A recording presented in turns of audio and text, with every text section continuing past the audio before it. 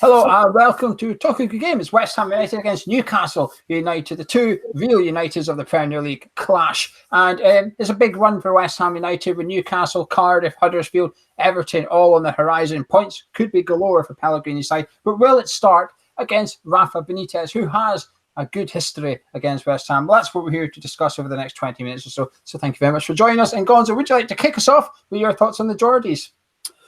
Well, fantastic manager. Tactician extraordinaire, Rafa Benítez, of course. He was courted by our own owners and they couldn't get him. So we got Pellegrini instead, which I'm sure many of us are more than happy with.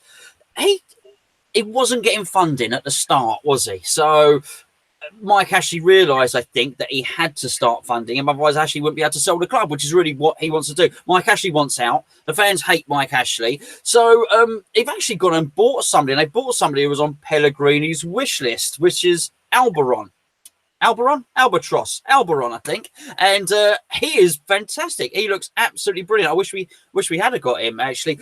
And they've started playing really, really well. They're picking up results. Rondon looks like a very, very good striker. The striker that we saw when he was at West Brom. And, of course, they got, what's his name, Longcock in the middle or whatever, who's doing very, very well. And people are raving about on YouTube at the moment on the Magpies fan channel. We'll come on to him in a second. Mike, what about yourself? What's your thoughts on the Toon Army? I think they're doing really well. I mean, they've lost one in their last six, drawn one and won four out of their last six games. They're banging form. What's impressed me the most with the match has been their defence. I think they've conceded 3 goals in the last 6, and one of them was the one that lost to Spurs. And that is solid. For a team that were, a few weeks ago, banging around near the bottom of the league, that's incredibly good. And I mean, I think we could be in danger of them coming close to us. Yeah, they're really good. Almiron, he does look very good, doesn't he? And he would have suited us a bit better than them. Don't like the shirts, though. Can't get to grips with the black and white stripe barcode thing. But other than that, they're doing great, yeah. How good a job's Rafa doing this season, Mike? He's obviously got a lot of off-field issues at the club. I mean, the squad, it depends what your personal opinion is as to whether it's a good squad or whether it's a relegation battling type squad he's got at his disposal. But how good do you think he's done? He's doing brilliantly. Given the off-field chaos that Newcastle have had 40 years now, they seem to have been in turmoil forever. It just seems to go on and on and on. And given his budget, okay, everyone says, oh, they spent some money on Almiron, but that is it. That's the only time they really bought that's cost a fair whack anyway. And given that, he's doing phenomenally well. They play some pretty good football. They're very solid, as I say. They're going to be hard to beat up there for most teams to visit. They're not quite as good on the road, but, you know, I think he's doing a really, really good job. He needs to lose some weight, but he is doing a really good job. If Newcastle United win on Saturday, they could go 12th in the Premier League, which would be the highest they've been in the Premier League since match day 2. So it shows the good form they're on in sort of the roller coaster of the Premier League, if you like. Mike's bang on. They are 4th in the Premier League for form. Only Arsenal and 2 Manchester clubs sit above them over the last 6 games. And this is West Ham United. West Ham United, are his favourite side to play. He's got 11 career wins against West Ham. He's beaten no other team more in the Premier League. Gonzo, the Spanish waiter, is delivering at Tynecastle. Yeah, he certainly is, and he's got a huge pedigree. He's a remarkable manager, and I'll tell you what, he's been very, very loyal. He could have walked out of there, and probably should have walked out of there. And for a manager of his pedigree, I think he is currently the only manager.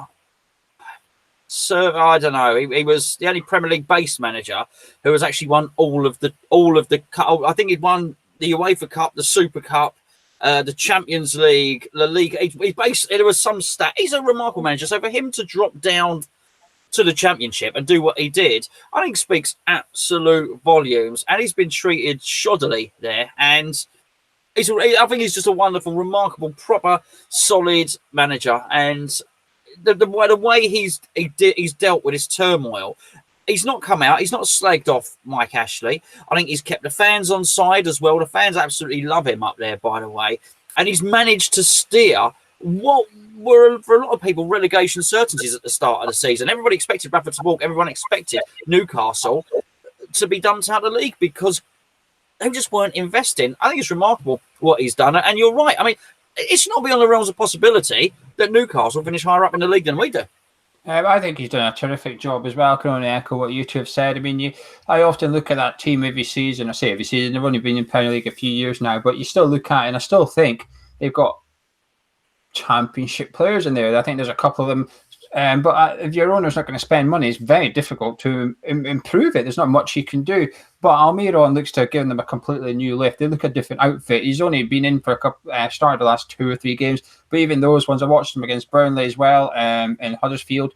He's completely changed the dynamics of how Newcastle set up, and he's going to be a key player. Rondon's a striker I've always liked, and Benítez is getting the best out of him.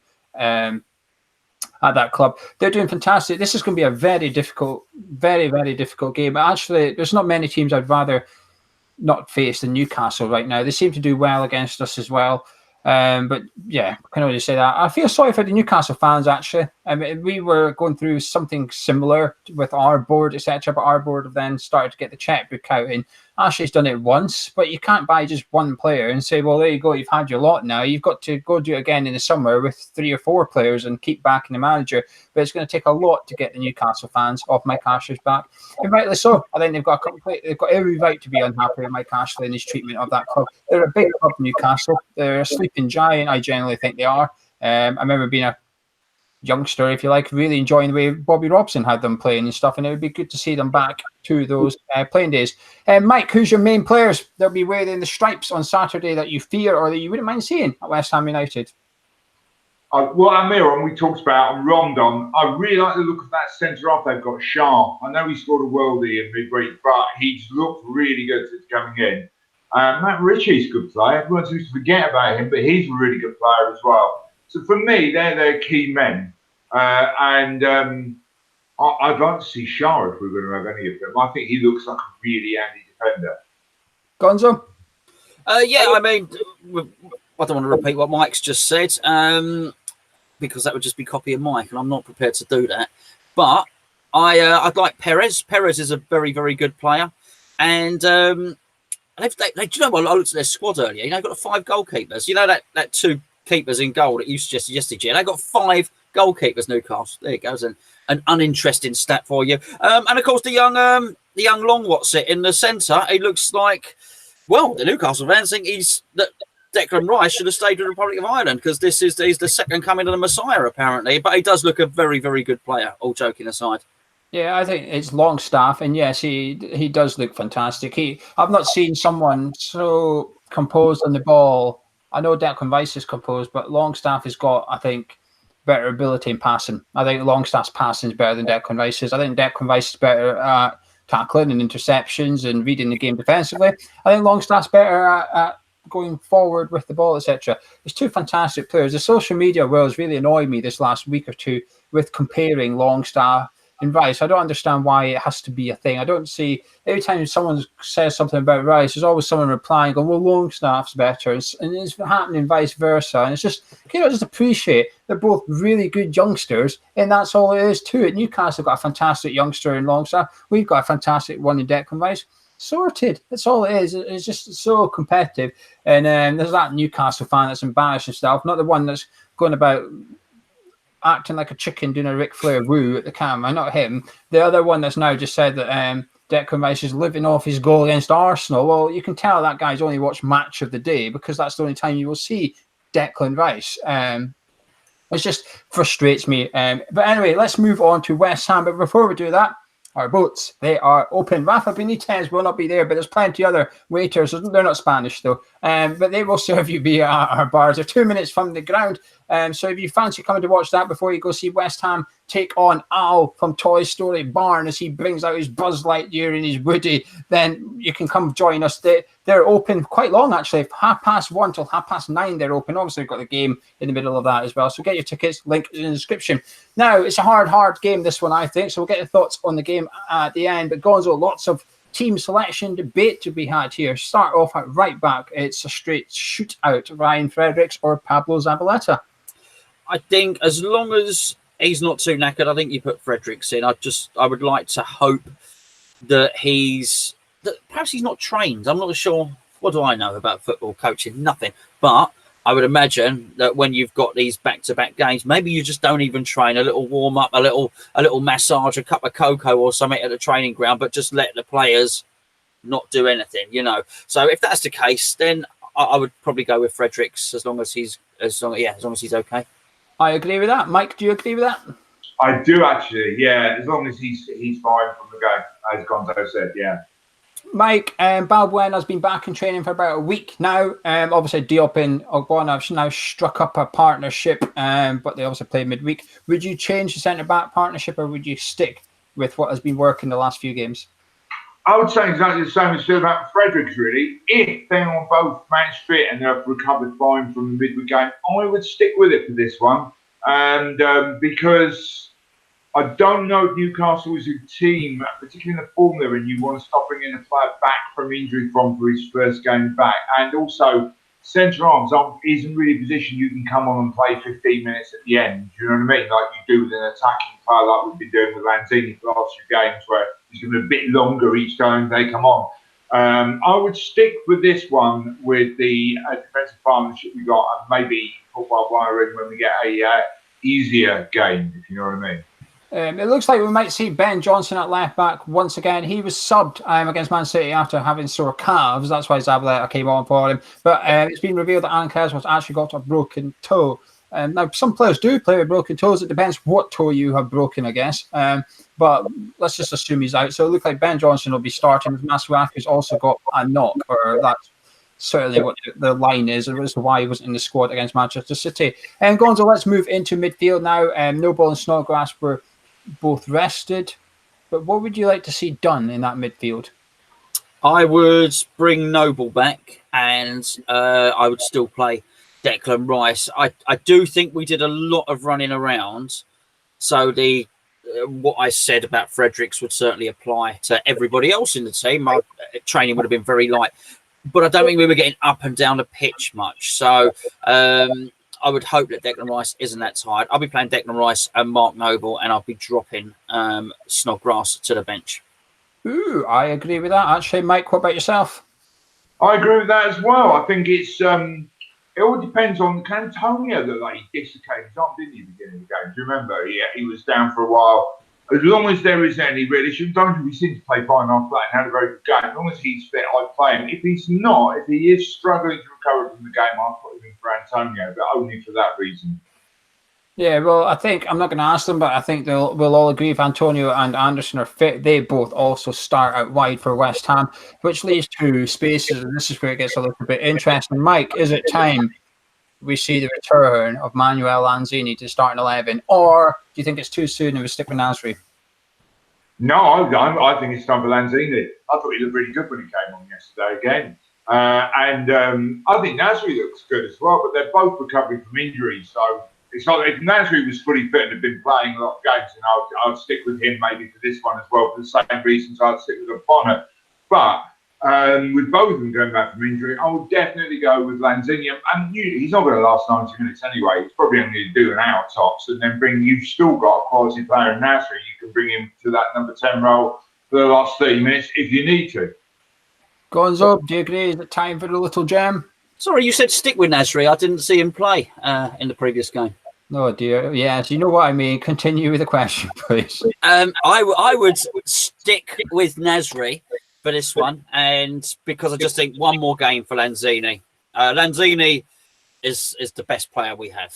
That's it. And I just think one before we give him. I guess if he's getting 45 minutes, I guess it doesn't matter if it's from the start or the second. I would start with Nasri. He can't possibly be as poor as he was the other day. We know there's a good player in there, and bring Lanzini off the bench for the last time, and then after that, which I believe we're playing Cardiff after that, then maybe start Lanzini against Cardiff, which we're playing on the same day, aren't we? Of course, Cardiff. I would like to see Lanzini start this one, even if he is only fit for 45. I think it has to be the first 45. We've started far too slow, even against Man City, Fulham, etc. We started too slow. We need to get into Newcastle from the off on this one, and the best chance of doing that is with your best players on the pitch, and Lanzini is our best player. He took 5 minutes to make a difference against Man City. Whole first half, we created nothing. Took Lanzini 5 minutes to create a chance, and arguably could have had a penalty if he had gone down. We've seen it against Fulham. He was on the pitch for 15, 20 minutes. He had 3 shots. They were all blocked by defenders, but the point is he was getting in those positions. He was making things happen. I want to see Lanzini start and test this Longstaff, because while he has been fantastic, he's still inexperienced. And as much as we seen it with Declan Rice, we all knew Declan Rice was good, but we all seen him make mistakes because he was learning the game. Longstaff's still learning. So let's get Lanzini in there and say, well, you've done it against, midweek he played Burnley. You did it against Jack Cork and Jeff Hendrick, but Manuel Lanzini is a step up from them too. Can you do it against Lanzini? Now, the striker position, Carlo started the captain's armband against Manchester City. There's no joke coming. I don't know why I'm laughing. Hernandez was on the bench and rested, and Marko Arnautovic was ill. But let's hypothetically assume Arnautovic is over his bruised foot and he is not ill and he has not been sold at the 11th hour to China today. Gonzo, who would you like to see up front? I'd like to see Arnautovic. Arnautovic loves playing with Lanzini, and you could see that from the brief little time they had together a couple of games ago. And so, why would you then only start Arnautovic but not Lanzini?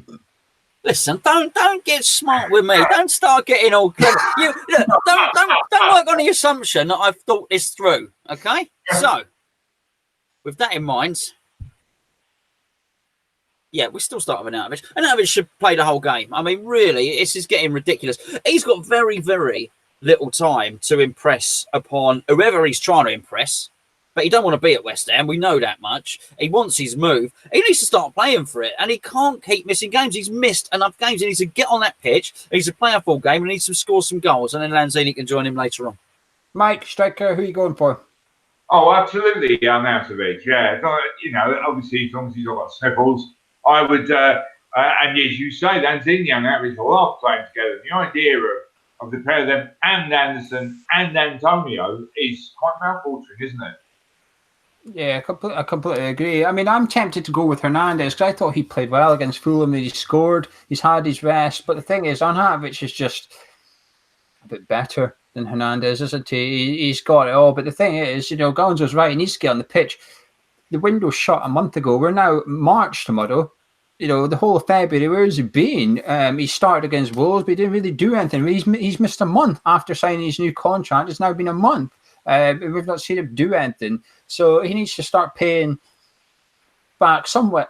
Some West Ham fans have stood by him and supported him and stuff. He needs to pay them back. But he actually neneeds to repay Pellegrini a little bit, and also the board, because the board gave him his new contract and stuck by him. He needs to start paying it off. And if he's got a big start bonus, well, the boarders are going to have to pay the big bonus, or he's going to have to get subbed on after about 5 minutes or something. I'm not sure what, but something needs to happen that Arnautovic starts delivering for us. Gonzo, with all that in mind, up against the Newcastle, who are in fine form, but I think they've only won 2 games away from home all season, so their away record is not the best in the Premier League, but their form record is looking pretty good. Are you confident for this one? No, not at all. Not at all. I'm not fearful. We're not playing Man City, but I think Benítez will come down with a tactical game plan. He will certainly have done all of those things that I said around the training grounds. Bearing in mind they've got a long away journey ahead of them. He'll have wrapped his players in cotton wool, and he'll have a tactical plan. And he will come down to try and nick a win, but to basically go for the draw. And I just think they're going to be well prepared. You can't be that confident because you don't know what team we're going to play, don't know what state we're going to be in, and they're a team in form. What about yourself, Mike?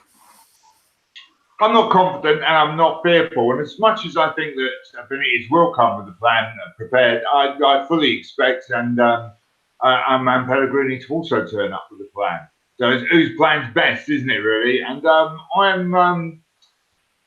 don't know. I'm not fearful at all. And this is going to be a very, very hard game. A very hard game. And I don't know. I'm not fearful. I'm not overly confident, but I'm definitely erring more towards confident than not. I just hope we have that extra creative player on the pitch. We all want either Lanzini or Nasri on the pitch, and I just hope he doesn't drop Obiang and Nasri and bring in Snodgrass and Noble and play with the three in the middle of the park, because while I understand it, Newcastle are difficult, etc. We're at home, we're the home team here. We should be getting the ball on and putting them under pressure, etc. And it would just be a bit frustrating to see us sort of not play for the draw, but make it difficult for ourselves, if you like. Have a striker up front who's scratching around for any decent chances and stuff like that. This is a game for me that's going to be difficult to surprise me.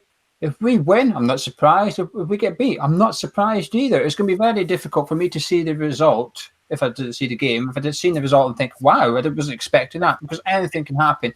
This is a very, very tough fixture for West Ham. It's not going to be easy. I remember last season we rested players in the League Cup, through the League Cup against Arsenal under Moyes, to beat Newcastle, and then got beat by Newcastle. I'm not saying Pellegrini's thrown the game, but he's rotated against Manchester City with this fixture in mind. So I'm just hoping there's not a massive sense of deja vu away to occur on Saturday evening. But with all that in mind, it's very difficult to predict what all three of us are going to go for here. But score prediction time. Mike, would you like to kick us off, please? Just before I do, no result can surprise you. How much?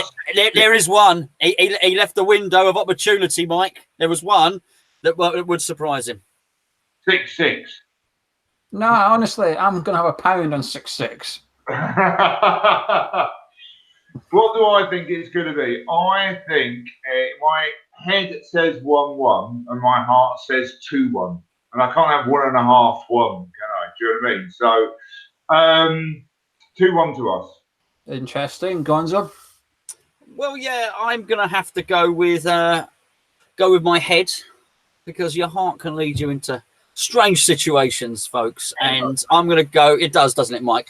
And I'm going to go with 1-1. Interesting. I'm going to go for 1-1 as well.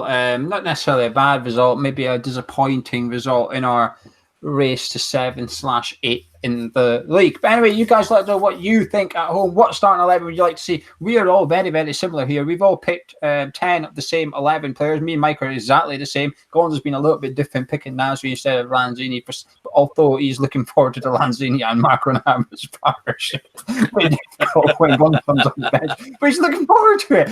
Mike's go for 2-1. Me and Gonzo go for 1-1. Let us know. Put all your comments below. We've been reading them, even the one that says, don't be negative about it's a joke between me and Gonzo, I suppose. Anyway, subscribe to the channel if you're around here. Drop a like on the video if you enjoyed it, and we'll be back on Saturday night with our review of the game. Hopefully celebrating 3 points for West Ham, and hopefully a little bit closer to 7th in the league.